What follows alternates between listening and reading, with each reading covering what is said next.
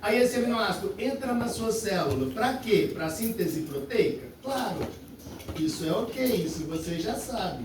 Transcrição e tradução. Mas esse aminoácido também pode servir como fonte de alfa-cetoácidos. E quando ele entra na brincadeira dos alfa-cetoácidos, ele quer rodar qual ciclo? Para que exista a produção de quem? Claro que para isso esse aminoácido tem que perder o NH4. E esse nitrogênio é na desaminação ou na transaminação, vai para qual ciclo? E lá no ciclo da ureia você tem a nossa segunda excreta nitrogenada. Por quê? Porque a primeira é o próprio NH4+. Dúvidas? Lembrou? Deu certo? Percebemos também que as bases pirimídicas, elas são responsáveis pela produção do ácido úrico. Adenina e guanina, quando degradadas, produzem ácido úrico. E agora a gente vai lembrar da creatinina, que é a nossa quarta base nitrogenada importante. Quarta base nitrogenada, não, desculpa. Quarta excreta nitrogenada importante. Deu certo? A primeira ideia que a gente tem que ter é o seguinte. A creatinina, ela vem, na verdade, da degradação da creatina e da fosfocreatina. Então, quando você quer fazer exercício físico, é isso aqui que você toma. Ó. Aí vou tomar uma creatina para ser musculoso. É isso aqui que você está tomando. Beleza? Essa creatina, ela tem uma característica importante. Para que essa merda serve? Merda não, né? Para que essa maravilhosa molécula da vida serve? Ela serve para que, em momento de repouso, a creatina se junte ao fosfato do ATP e produza a fosfocreatina. Isso em repouso. E durante a atividade física, esse fosfato da fosfocreatina vai para o ADP e produz ATP. Então significa que é uma fonte de ATP que você tem que independe da respiração celular. Deu certo? Então fala, nossa, vou fazer atividade física. Olha para esse gráfico. Olha que gráfico bonitão. Vou fazer atividade física. Tá. A partir daí, tudo dá errado. Não precisava de fazer. Mas eu quero fazer assim mesmo. O que você vai precisar? Você vai precisar de ATP. Tá? Todo mundo está vendo a minha mãozinha lá andando? Isso aqui é a quantidade de ATP. Ó. Quantidade de ATP. Beleza? Quantidade de ATP em situação de repouso, em situação de exercício e em situação de repouso novamente, que é pós-exercício. Se você perceber, a quantidade de ATP, tá vendo os morrinhos? Ela não varia. Ué, mas deveria variar. Deveria ser assim. Quando eu estou fazendo exercício físico, deveria consumir ATP para contração e relaxamento muscular. Correto? Correto. Quem que garante que isso não aconteça? O PCR, que é a fosfocreatina. Perceba que durante o repouso, você tem alta quantidade de fosfocreatina. Durante o exercício, que é em vermelhinho, ó, meu Deus, que é em vermelhinho, o que aconteceu com a fosfocreatina? Todo mundo viu que diminuiu? E o que aumentou? O fosfato. De onde veio esse fosfato? Da fosfocreatina. E esse fosfato foi para quem? Para o ADP, para a produção de ATP. Então a nossa fosfocreatina, ela serve para manter constante a quantidade de quem? De ATP. Para isso você precisa de utilizar respiração celular? Não. Então é assim que você, atleta que é, quando vai nadar 50 metros livres, pulou na piscina, fez isso em 10 segundos, é esse ATP que é utilizado. Eu não sei se você sabe, mas quando esse atleta faz isso, ele não respira. Da mesma sorte, se a pessoa vai correr 100 metros Não sei se você sabe, mas ela corre 100 metros sem respirar. Então, ela não está fazendo nenhum tipo de respiração, nem aeróbica, nem anaeróbica. Não dá tempo. Ela está utilizando o fosfato da fosfocreatina para a produção de ATP durante o exercício físico. Qual é o problema? O problema é que isso dura cerca de 1 minuto. Aí acaba. Aí você tem que entrar em repouso. Então a nossa fosfocreatina ela é utilizada para qual situação? Para uma situação quando você tem explosão. O que Deus pensou quando pensou na fosfocreatina? Pensou assim: estava você lá pertinho da árvore. Aí chegou um leão. Aí você falou: e agora? Subo na árvore. Preciso de muita energia para subir na árvore. Beleza? Fosfocreatina, dá energia, subi na árvore e leão não me pegou. Foi isso que Deus pensou. Deus não pensava que você ia montar academia. Não pensava não. Não queria te desanimar, mas não estava nos planos do Senhor. Fechou? E o que isso tem a ver com o nosso ciclo da ureia?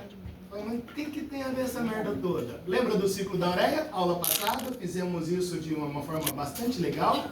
Essa moléculazinha aqui, ó, dá uma olhada para ela. Ela é a nossa arginina, lembra dela?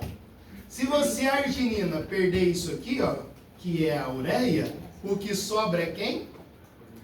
A ornitina, fechou? Tá, só que o que vai acontecer? Essa arginina, ela pode entrar numa outra brincadeira e você não vai falar assim: ah, não é possível. Olha para isso. Olha lá em cima. Deixa eu aumentar aqui. O que você está vendo aqui? A arginina mais a glicina. A glicina é um aminoácido e a arginina é um produto do ciclo da ureia. Deu certo? Isso que está enlaranjado aqui, ó, se chama ureia. Teoricamente você joga fora quando você vai urinar. Só que a gente pode utilizar essa ureia com uma outra fonte. Então a ureia mais a glicina forma essa moléculazinha bonitinha chamada de guanidino acetato. E você tira um coloca um metil nisso e aí você tem a creatina. Então a creatina é a junção de 3 coisas. Ureia, que veio da arginina. Depois, da nossa glicina, que é um aminoácido, e um CH3. Produzir creatina. Quando essa creatina recebe o fosfato, ela virou quem? Fosfocreatina. Então perceba que a creatina e a fosfocreatina, eles são dependentes do ciclo da ureia. Deu certo até aqui? Nossa, Léo. Então a arginina ela vai ser desviada para a produção de creatina e fosfocreatina? Exatamente. E o que isso tem a ver com o sistema excretor? Bem, quando você... Tira uma foto disso, por favor. Quando você degrada a fosfocreatina ou a creatina, você produz quem? A creatinina. Então, a creatinina é produto do metabolismo tanto da fosfocreatina quanto da creatina. Então, você não elimina creatina. Você não elimina fosfocreatina. O que você elimina na urina? Creatinina. E aí, a quantidade de creatinina que você elimina na urina é constante. O que significa isso? Que a gente, então, utiliza a creatinina como marcador de lesão renal. Beleza? Então, nossa, como assim? Ó, Léo, tira uma foto desta tabelinha pra gente, por favor. Isso é a quantidade excretada dos produtos nitrogenados na urina durante o dia. E aí, olha só. Claro, você excreta ureia na urina? Lógico. Amônio na urina? Lógico. Ácido úrico na urina? Lógico. Mas o que a gente chama atenção pra gente é a creatinina. Perceba que o homem, ele libera de 14 a 26 miligramas por quilo.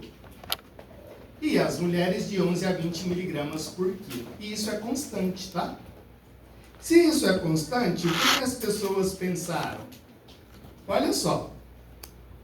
Existe uma complexa associação da creatinina na urina, creatinina no soro e doença renal crônica. E aí você tira uma foto disso pra gente também. É as últimas 2 fotos que você vai tirar, porque isso é importante pra gente. Você está vendo aqui, ó, a razão do filtrado glomerular, que significa GFR. Então, você tem alguns estágios que são importantes. Ó, você tem o estágio 1, você tem estágio 2, estágio 3B, né? Desculpa, o estágio 3A e o 3B, estágio 4 e, claro, o estágio 5, onde você tem grandes problemas. O que está falando em cada estágio? Ó, se a razão de filtrado glomerular for maior ou igual a 90 ml por minuto por metros quadrados, né, 1,73 metros quadrados de corpo, significa que você não tem problema de filtrado glomerular, tá lindão, sua vida tá legal. Se você chega no estágio 2, é de 60 a 90 ml, no estágio 3, de 45 a 60, né? E aí você tem no estágio 3A e 3B, que é entre 30 e 45, depois entre 15 e 30 é o estágio 4 e o estágio 5. O que significa isso? Dá uma olhadinha para isso. Ó. O que esse gráfico te mostra? Vamos devagar agora para você ficar feliz. Vou desenhar e você vai falar assim, nossa, como é fácil. Ó, esse aqui, não sei onde eu desenho. Vou desenhar aqui no meio. Esse aqui vai ser o seu tubo contorcido proximal, alça de Henle. E vou desenhar errado, mas vai dar certo. Beleza aqui? Esse aqui era para ir lá embaixo. E aí você tem aqui, ó, arteríola aferente, depois arteríola eferente. Beleza? O que vai acontecer e você já sabe porque você já teve aula comigo. Nossa, esse pessoal me liga a cada 10 minutos. Vai tomar no cu. Mano do céu. Tá devendo? O que aconteceu aqui? Olha só. O seu sangue estaria passando aqui bonitinho e aqui deveria filtrar, certo? Para que exista esse filtrado, a gente precisa da membrana basal mais podócitos. Fechou? Bonitinho? Essa membrana basal mais podócitos vai permitir ou não o filtrado glomerular. Tá. Uma das coisas que vai sair aqui, ó, é justamente quem? A creatinina. Então, o que deve acontecer? A creatinina que está aqui tem que vir para cá. Bonitinho? Então, quando eu meço a creatinina na urina, que é o vermelho, eu tenho que ter muita creatinina na urina e pouco creatinina no soro. Deu certo? Tá. Isso é problema renal? Não. Você está feliz. O estágio 2, perceba que a creatinina existe creatinina na urina, mas está aumentando a quantidade de creatinina no soro. O que significa? Que a gente está começando a ter dificuldade de filtrado glomerular. Quando você chega no estágio 3A, olha que a quantidade da creatinina no soro aumentou ainda mais. Significa que a sua membrana basal e os seus podócitos estão ficando cada vez mais rígidos, menos permeáveis. Deu certo até aqui? Você começa a ter então o que a gente chama de insuficiência renal. No estágio 3B, olha a quantidade de creatinina na urina. Diminuiu consideravelmente e aumentou a quantidade de creatinina no soro.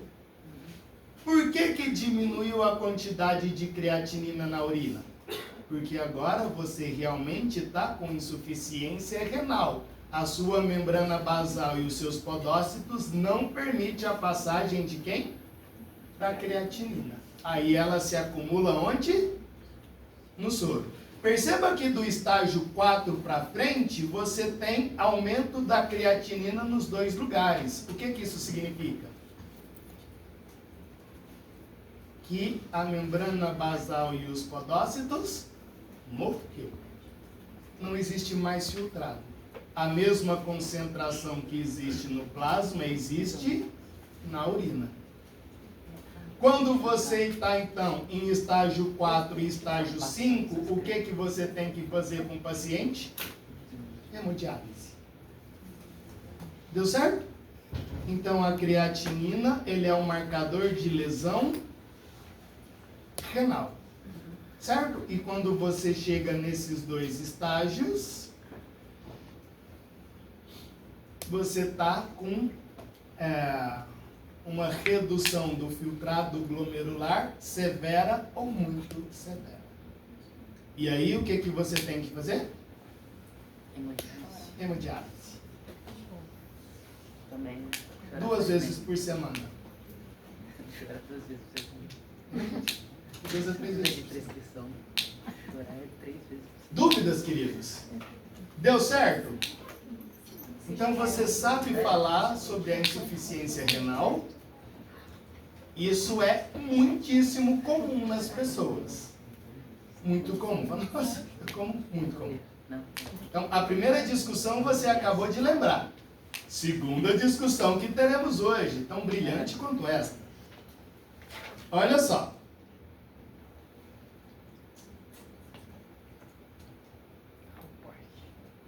Vamos brincar de algumas patologias importantes. A hipertensão renovascular é uma das patologias bastante legais para você visualizar e a gente vai lembrar passo a passo, tá? Então, a gente vai resgatar algumas matérias que você viu no segundo período. E eu acho que você já sabe disso, eu vou te contar para você sair daqui muito feliz. Você sabe que você não tem OSCE, né? Terceiro período, não tem OSCE. Mas você sabe que no quarto período, o OSCE que você terá pode cair matéria do primeiro, segundo, terceiro e quarto período. Não sabe? Sabe, então eu tô te contando, hein? Tô te contando. Já a partir... E quando você estiver no OSCE do 8º período, claro que cai a matéria de todo o ciclo básico e clínico. Não é assim? Você vai ser médico, não é só, você sou pediatra, eu quero foda-se o resto. Quem que decidiu isso? Você só vai... Isso é só quando você estiver já fazendo a sua residência. Antes disso, não sei se você já se tocou, você vai ser clínico geral. Não sei se você entende, geral é de geral, tudo. Você que decidiu isso, Léo? Não. Não. Quem dera tivesse esse poder. Infelizmente não, senão você já ia me xingar, né? Então quem foi? Mas é verdade que eu estou lhe dizendo. Por isso a gente vai relembrar algumas coisas do segundo período, você perceber, nossa, claro que eu sei. Olhou para lá. Olha a definição da hipertensão renovascular. Esse nome renovascular, eu acho que você entende, né? O reno vem de renal, claro, e vascular, claro, que é dos vasos sanguíneos que estão irrigando aí os nossos rins. Então é um tipo de hipertensão secundária, causada pela redução do fluxo sanguíneo para um ou ambos os rins. Essa diminuição do fluxo sanguíneo, a gente chama de estenose, acontece por... Olha que legal que é isso. Todo mundo está vendo a setinha verde? Essa setinha verde está mostrando o que para você? Que o sangue que estaria chegando nos nossos rins, houve uma placa de ateroma, e essa placa de ateroma causou o quê? Isquemia. E o que é isquemia? Diminuição do fluxo sanguíneo. Aí você pensa, beleza, diminuiu o fluxo sanguíneo. E daí? O que isso tem a ver? Por que eu tenho a ver com isso? Por que isso aumenta a pressão arterial? Qual é a lógica dessa brincadeira? Quando você pensa, olha só, na fisiopatologia disso, você já conhece, não tem nada de novo, mas você está visualizando só para você lembrar a formação de placas de ateroma E essa placa de ateroma, graças ao acúmulo de LDL, o pessoal gosta de chamar de LDL colesterol, você diminui o fluxo sanguíneo e a resposta dessa diminuição do fluxo sanguíneo, como você acabou de me dizer, é a isquemia. Beleza? E essa, então tá lá, pessoas obesas têm maior chance, teoricamente, disso. Claro que você sabe, por causa do segundo período, que, na verdade, pessoas magras também podem ser dislipidêmicas. Então, essa ideia da obesidade é uma ideia da obesidade que já não tem muito fundamento. Beleza? Então, o que você pensou nessa brincadeira? Que tivemos aqui a formação de uma placa de ateroma. Fechou? Toda provinha cai isso, gente. Juro por Deus. Eu vou te dar essa foto. Uma foto parecida com essa. Claro que não vai ter a setinha lá, né? Você vai ficar olhando, nossa, o que é isso? O que é isso? Árvore de Natal? Não. Olhou para a fisiopatologia do negócio? Olha só. Lê aí e vê se você entende. A redução do fluxo sanguíneo renal é percebida pelos baroreceptores dos rins. Eu não sei se vocês lembram disso, isso tem um nome muito bonitinho, que é as nossas células justaglomerulares. E eu vou te mostrar uma foto bonitona que vai estar lá na prova. E isso, não sei se a professora Maclá já falou com vocês, vai relacionar com o sistema renina, angiotensina, aldosterona. Você já está craque nesse sistema? Sim? Juradinho? E aí o que vai acontecer? Dê uma olhadinha para lá e você entende isso com muita facilidade, ó. Isso aqui é qual túbulo? Contorcido proximal ou distal? Essas aqui que eu estou apontando é o quê? Mácula densa. Esse polo é o polo vascular ou o polo urinário? Vascular. Então, isso aqui fazem parte dos vasos sanguíneos, beleza? Esse é o aparelho justaglomerular.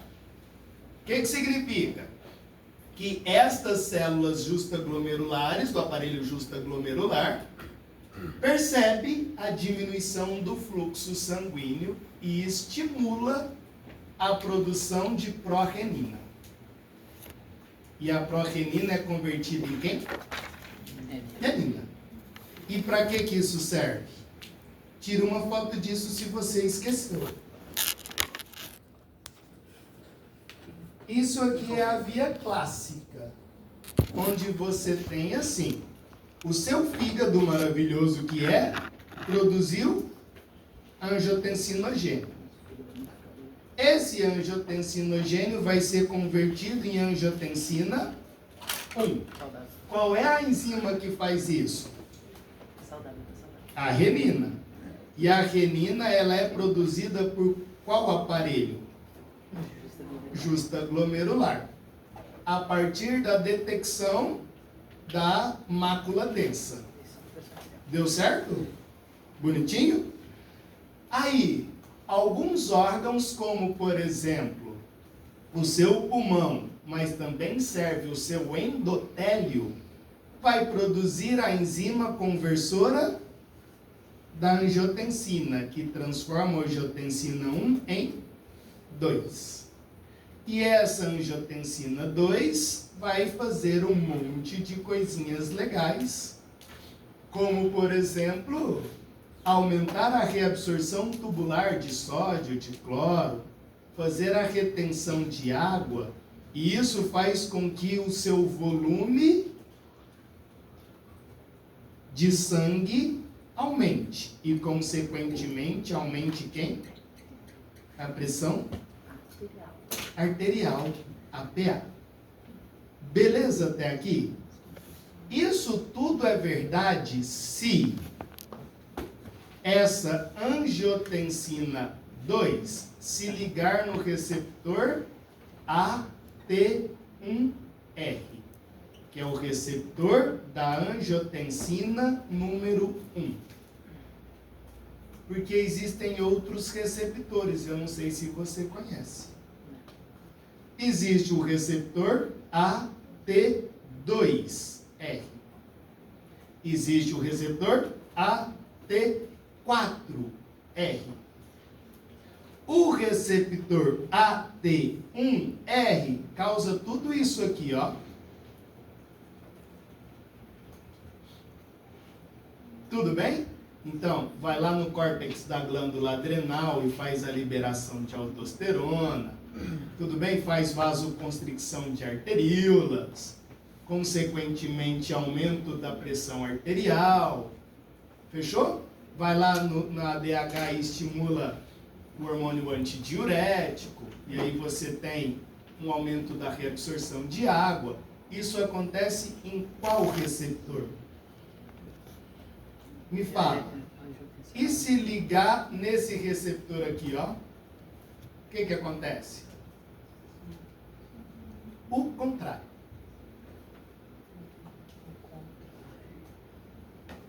Beleza? Significa que ao invés de aumentar a pressão arterial, o que ela faz? Diminui a PA. Não sei se a Maclá falou isso para você. E existe algumas vias que o angiotensinogênio vira angiotensina 2 independente da ECA. Você fala, ah não, mas tem. O angiotensinogênio pode virar angiotensina 2 a partir do fator tecidual do plasminogênio, a gente chama de TPA. O TPA, que também faz parte da coagulação sanguínea, não sei se você lembra disso, lá do segundo período, também transforma angiotensinogênio em angiotensina 2.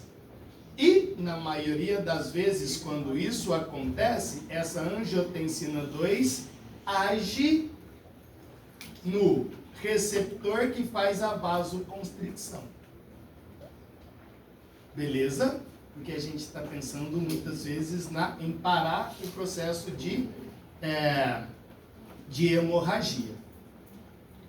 Além disso, existe uma outra possibilidade em que o angiotensinogênio vira angiotensina 1 a partir de uma proteína chamada de tonina, que é uma enzima.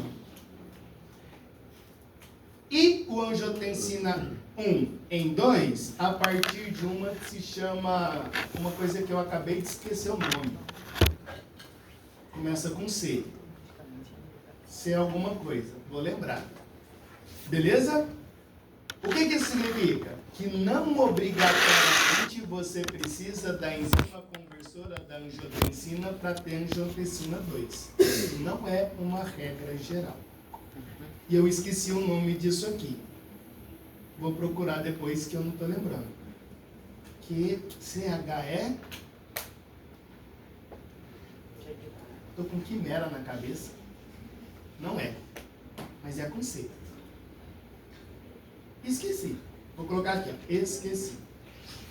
Fechou? Então, o que você está percebendo? Olha só. Agora acho que fica facinho de você entender. Se você tem uma diminuição do fluxo sanguíneo para o rim, você ativa qual sistema? Angiotensina, aldosterona. E você aumenta a pressão arterial. Então, o aumento da pressão arterial pode estar vinculado à diminuição do fluxo sanguíneo renal. Deu certo? Esta é uma primeira possibilidade. Então, a gente não vai simplesmente pensar assim, nossa, você está com uma PA aumentada. Ó, que beleza. O que deve ser isso? Não sei. Pode ser o seu rim. Tá bom? Segunda possibilidade. Um hiperaldosteronismo. Ô, Léo, rapidinho. Onde que fica o receptor de angiotensina 2, número 2? Todos ficam no endotélio. Sim. Só que o primeiro pode ficar na membrana plasmática do endotélio, aí seria o AT1R, e o outro fica na lâmina própria. Abaixo. Mais difícil de alcançar. Mais difícil de alcançar. Mas é só isso que impede a ativação dele?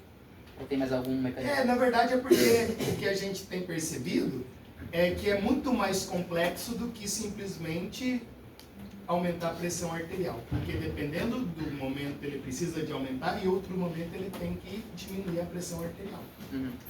Aí não fica, aí a gente não, aí eu não sei se o mundo não sabe, né? Eu não sei, por exemplo, o que obrigatoriamente faz com que haja, aliás, o que acontece para que a angiotensina 2 escolha um receptor em detrimento de outro. Uhum. Eu não sei se existe essa discussão.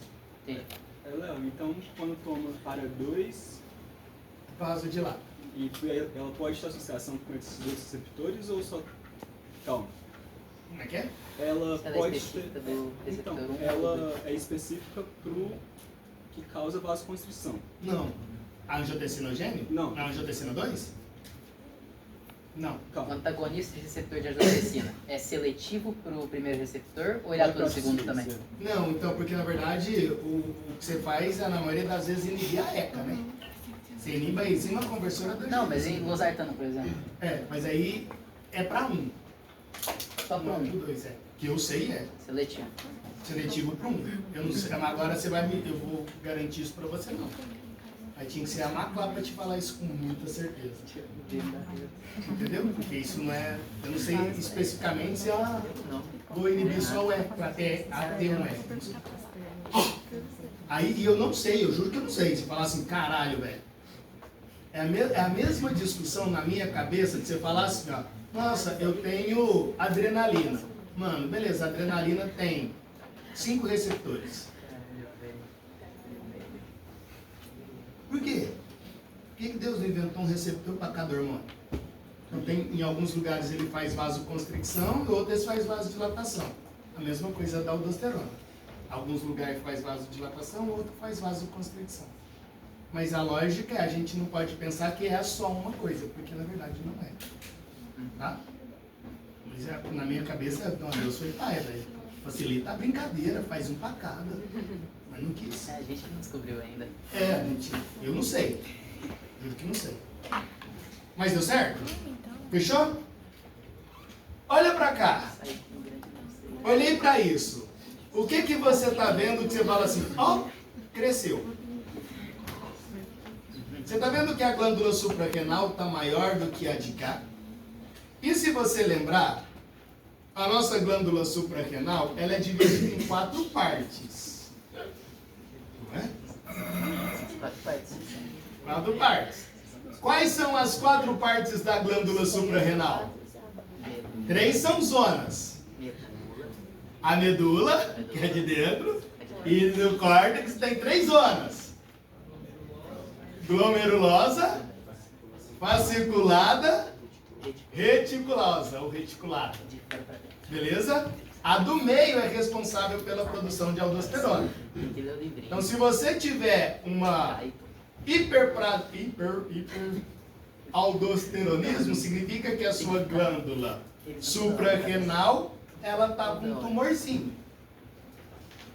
E esse tumorzinho está fazendo com que haja uma produção excessiva de aldosterona. Nesse caso, dá uma olhadinha e tira uma foto disso pra gente. Olha só, claro que você sabe que a aldosterona ela promove a reabsorção de sódio, excreção de potássio nos tubos renais. O excesso de aldosterona leva à retenção de sódio, de água, aumentando o volume sanguíneo e, consequentemente, a pressão arterial. E aí você vai ter, basicamente, 2 tipos que a gente fala, né? O tipo primário, que é uma síndrome de Kohn, que é causada por um adenoma, produtor de aldosterona. E o secundário devido a estímulos extrarrenais, como a estenose da artéria renal, que é a hipertensão renovascular. Então perceba, ó, eu acho que fica bonitinho. Essa primeiro aqui é graças a um tumor. Ó, tem um tumorzinho na glândula. Produzi muita aldosterona, aumentei minha PA. Segundo, tive uma placa de ateroma na veia, desculpa, né, da artéria renal. Belezinha? E aí você tem o primário e o secundário. Deu certo, queridos? Outra coisa importante. Podemos ir mais? Então a gente viu duas patologias, hein? Uma, hipertensão renovascular. 3, né, na verdade. Insuficiência renal. Depois, hipertensão renovascular. E depois, o hiperaldosteronismo. E agora você vê isso, ó. Litíase renal, que também é chamado de pedras. Cálculos renais. Quem tem diz que dói muito. Que é tipo uma unha encravada nos homens.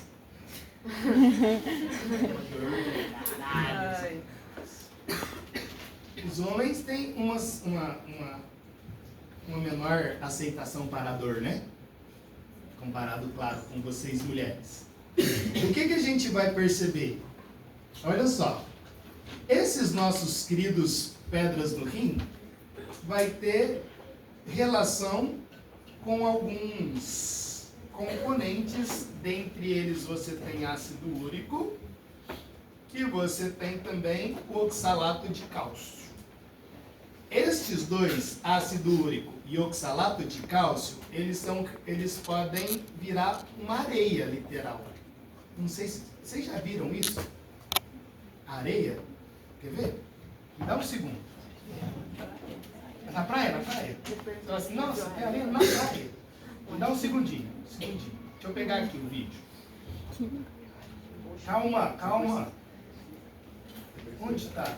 Não tenho ideia. Acho. Vamos ver se a internet vai nos ajudar. YouTube.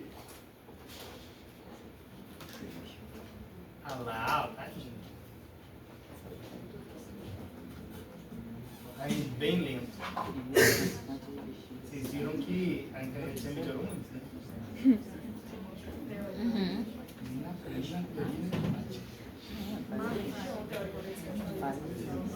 Mas eles estão. Calma, não é assim também. Pra que essa pressa? Ai, eu quero internet super rápida.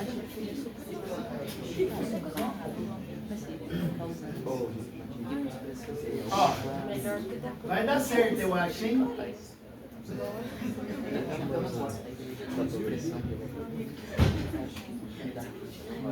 Me dá tiriça. Problema, pelo menos eu tô saudável. Nossa. Que isso? Melhor que eu peguei os doentes, porque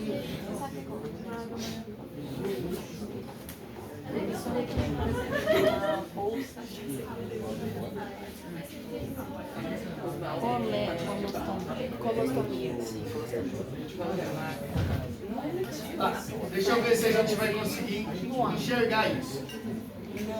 Aí é que Isso que eu vou mostrar pra vocês. eu lembrei daquele negócio que eu te contei. Som. Isso que eu vou mostrar. Tá vendo? o móvel, Olha que bonitinho que é. facilitando. Olha lá. Tá vendo isso no dedinho da pessoa? É a mesma? Isso vai estar, claro, na articulação da pessoa, né? Tá vendo lá que bonito? Você fala assim, nossa, é Bernie. Não, não é Bernie. Olha lá. A pessoa vai abrir aquilo ali com um bisturi. É a cenas sensíveis. Abriu lá com um bisturi. E o que você tem? Ó, tá vendo lá a areia? Que legal. Isso é ácido úrico nas articulações.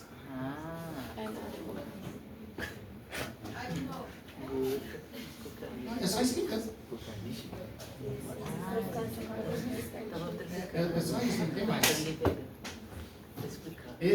É um pozinho. É um pozinho que você vai ver lá na... Meu Deus. Não sei o que é. Mas é literalmente um pozinho que você está literalmente nas articulações. Beleza? Deu certo? Azul pra TDAH. Esse pozinho que você está vendo nas articulações também pode, claro, ir lá para o seu rim. Isso acontece graças ao processo de protonação e desprotonação, lembra? Então, dependendo do pH, o nosso ácido úrico desprotona, um gruda lá no outro, fica bonitinho, e aí você tem a precipitação dele. Então, olha só, o oxalato de cálcio, que é carbono, 4 oxigênio e o cálcio. Isso forma um cristal, literalmente, uma pedra. E esse oxalato de cálcio, ele gruda um no outro, formando as pedras que ficam nos rins. E da mesma sorte que você tem isso, ó, você tem o nosso ácido úrico. Então perceba que o ácido úrico e o oxalato de cálcio, eles vão formar cristais. Olha que cristal bonitinho. Esses cristais grudam um no outro, formando as pedras. Claro que isso vai entupindo o cálice menor, cálice maior, pelve renal, ureter. E aí você tem que ver aquela força danada para expelir. Diz que dói demais, graças a Deus. Quem toma cerveja não tem isso. Diurético. Segue meus passos. Eu vou fazer exercício, é legal. Sei lá. Tudo bem? Bonitinho, precioso? Nesse? Do oxalato. Aí ficou, ó. Claro que você tem dor intensa, presença de sangue na urina, porque está machucado a sua uretra, o seu ureter, etc. Tá? Você tem dor a urinar, imagino que deve ser bastante ruim. Isso causa até náuseas e vômitos. E isso causa, claro, infecção urinária, que não deve ser nada legal. Bonitinho, pessoas? Fácil demais? Pode ser tudo, né? Existe uma outra síndrome, que essa seria a nossa última, que é a síndrome de Alport, que é uma doença genética. É uma doença genética que afeta a membrana basal do glomérulo. E aí a pessoa, ela literalmente começa a perder proteína, sangue, íons pela urina. E olha que bonito que fica o corte histológico. Então, eu não sei se você lembra, os nossos é parecido com isso, né? O cara faz um corte histológico e fala, a pessoa é doente. Na verdade, é um corte histológico muito ruim. Mas nesse caso, olha o glomérulo. Você não consegue visualizar aqui uma cápsula de balma bonitinha. Todo mundo está vendo onde eu estou passando a mãozinha? Isso aqui é o glomérulo. Isso que está em branco representaria o que para a gente? O espaço urinário. E aí você está percebendo que há um dano, né? E aí, o que começa a passar por esse glomérulo? Sangue, proteína, carboidrato, etc. Eu não sei se você sabe, mas uma das características é problemas auditivos e oftalmológicos. Aí a pessoa, não sei se você está vendo aí, ó, isso não é um reflexo não. Isso é uma membranezinha branca que corta todo o cristalino da pessoa. Cristalino não, né? A córnea da pessoa. Além disso, ela tem perda auditiva, tem problema no líquor, alteração na retina, beleza? E além desses problemas que são secundários, existem os problemas renais. Esse tipo de patologia é um tipo de patologia que acomete muitos meninos. Tá bom? Bonitinho até aqui, pessoas? Deu certo? Deu certo. Agora, para você ir embora, ó, quero só te mostrar mais uma coisa. Olha só. Você vai embora feliz agora. Olha isso. Tu fala, que bonito. Teste do pezinho. Vou lhe mostrar uma coisa. É o seguinte, ó. Quais são as principais, assim, dentre as doenças que é avaliada no teste do pezinho, você tem algumas que está relacionada com a parte do que a gente está discutindo, né? Deficiência de biotina, fenilcetonúria, hiperplasia adrenal e o hipotireoidismo congênito. De todas essas, eu quero mostrar uma que é importante para vocês, que é a fenilcetonúria. Olha, apaga todas as luzes, por favor, quem está aí estiver perto. Apaga aí que eu vou te mostrar um vídeo. Olha esse vídeo, que hoje, claro que isso é proibido, mas antigamente isso era permitido. Mas dá uma olhadinha para você entender o processo. Está te falando o que é fenilcetonúria, que é um retardo mental, que é devido ao grande consumo de fenilalanina, que é um aminoácido. Tá bom? Aí o que você está vendo vai ser uma criança de 2 anos de idade que tem fenilcetonúria. O que essas pessoas, o que os médicos faziam? Você vai perceber que essa criança, ela vai receber fenilcetonúria na alimentação e depois a gente vai tirar essa fenilalanina, né, na alimentação, desculpa, e depois a gente tira a fenilalanina, que é o aminoácido. Olha só isso.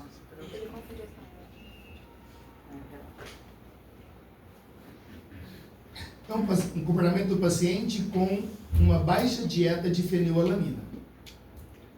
É a criancinha, perceba que ela tem movimentos finos. É uma criancinha de 2 anos, acho que você entendeu.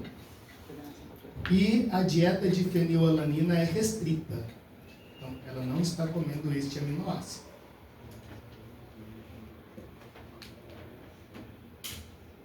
Você percebe que é uma criança aparentemente normal, certo? Ó, consegue pegar a chavinha, etc. Tá bonitinho. O que vai acontecer agora é a criança vai receber a fenilalanina como parte da dieta.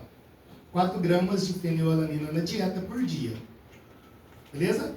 Lembra, fenilalanina é um aminoácido. Depois de 3 dias, olha como é que é o comportamento dessa criança.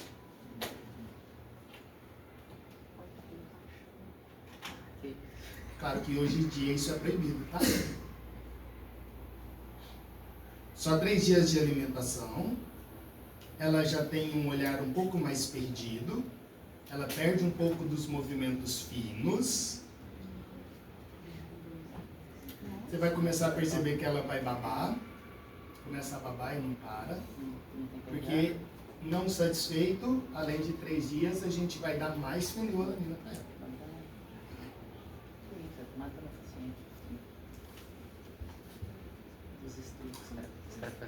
Como você acha que eles viram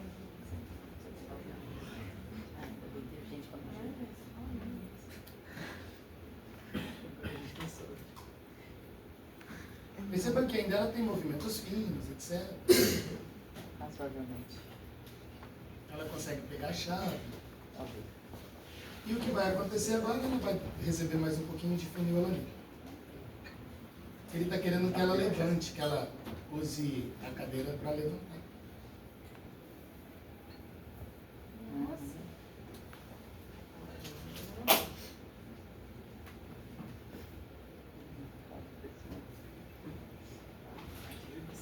Antigamente era muito doido, né? Absurdo. 2 dias depois do mesmo regime. O processo só vai piorando. Nossa, desespero da menina, tadinha. Tô gostando. Isso é simplesmente porque ela está comendo um aminoácido dos 20 possíveis. Inclusive. Aí a pergunta é, caraca, mas o que que esse aminoácido faz para a pessoa ficar assim? Aí o que vai acontecer agora é tirar a dieta. Tá bom? E você vai perceber que a pessoa vai voltar ao normal. Ela já não levanta mais, perde os movimentos finos, deve estar com uma dor de cabeça terrível, extremamente sonolenta. Achei um absurdo. Lembra que isso não é mais permitido, tá, gente? É? Ainda bem, né? Isso é lá nos 1800 e qualquer coisa. Começando a ciência no mundo.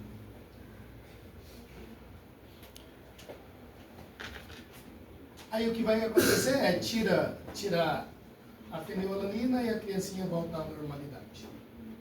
Qual é a brincadeira disso tudo?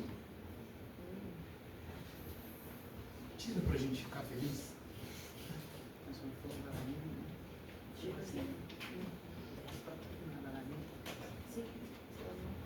Tá acabando o videozinho. Dieta sem. Um aminoácido. Vamos passar para frente.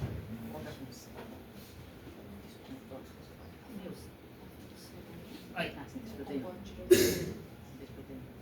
Agora é uma dieta com baixa fenilalanina depois de 4 semanas. E a criança já volta a ser uma criança de 2 anos. Beleza?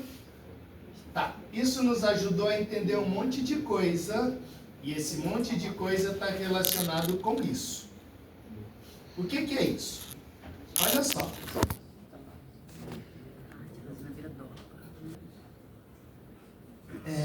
Deixa eu fazer de uma forma bastante simples pra gente. A fenilalanina, ela, deixa eu pegar aqui que eu acho que vai ficar mais fácil. Ó.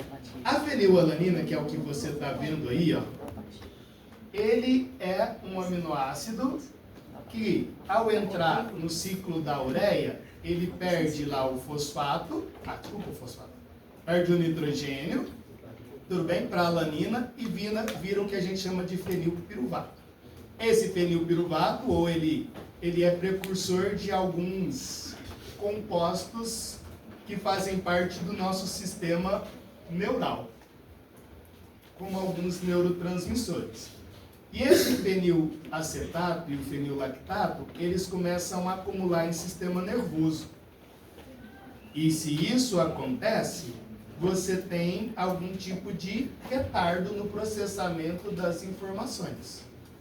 Tá. Esse outro aqui, ó, vai mostrar pra gente uma seguinte ideia. Que essa molécula, que é a fenilalanina, olha pro jeitão dela. Tá vendo ela lá? Fenilalanina? Você vai perceber que eu vou colocar uma hidroxila aqui, ó. E quando eu coloco essa hidroxila, ó, eu tenho a tirosina. Percebeu que eu coloquei a hidroxila? Então a fenilalanina, ela é precursor da tirosina. E essa tirosina, ela é responsável pela produção de neurotransmissores, como por exemplo, dopa, dopamina, noradrenalina e adrenalina. Então, você precisa da fenilalanina para que a fenilalanina produza a tirosina e a tirosina entre como precursor de neurotransmissores. Se você não tem o processamento correto dessa fenilalanina, ela começa a não ser convertida em neurotransmissores e isso leva a processos de retardo no desenvolvimento. Tanto no desenvolvimento cognitivo como no desenvolvimento motor. Eu não sei não, né? Você não teve essa aula ainda, que é lá do 4º período, mas quando você trabalhar com dopa, com dopamina, você está trabalhando com o sistema nervoso dopaminérgico. E quando você trabalha com noradrenalina e adrenalina, você está trabalhando com o sistema nervoso adrenérgico. O sistema nervoso adrenérgico, claro que você sabe que é o simpático. O sistema nervoso dopaminérgico é o sistema nervoso límbico, que está relacionado com o processamento de emoções, etc. Então, o dopaminérgico faz parte do límbico e o adrenérgico faz parte do simpático. Isso é quarto período, né? Que você vai estudar isso com detalhes. Mas você precisa da fenilalanina para que você produza quem? Tirosina. E você precisa da tirosina para você produzir os neurotransmissores. Percebeu que uma coisa está linkada à outra? E aí, quando a pessoa tem a fenilcetonúria, esse processo não acontece. Bonitinho, pessoas. Deu certo? Então, um único aminoácido que não é processado causa problemas seríssimos na pessoa. E você visualiza isso via teste do pezinho. Tá? Aí, o que eu vou fazer? Se a pessoa tiver fenilcetonúria, tirar da dieta a fenilalanina. Se você tira da dieta a fenilalanina, a pessoa tem outras possibilidades de produção de neurotransmissores, independente da fenilalanina. Bonitinho? Deu certo? Para você ficar feliz, agora falta 20 minutinhos, eu faço aquela chamada e você vai embora feliz.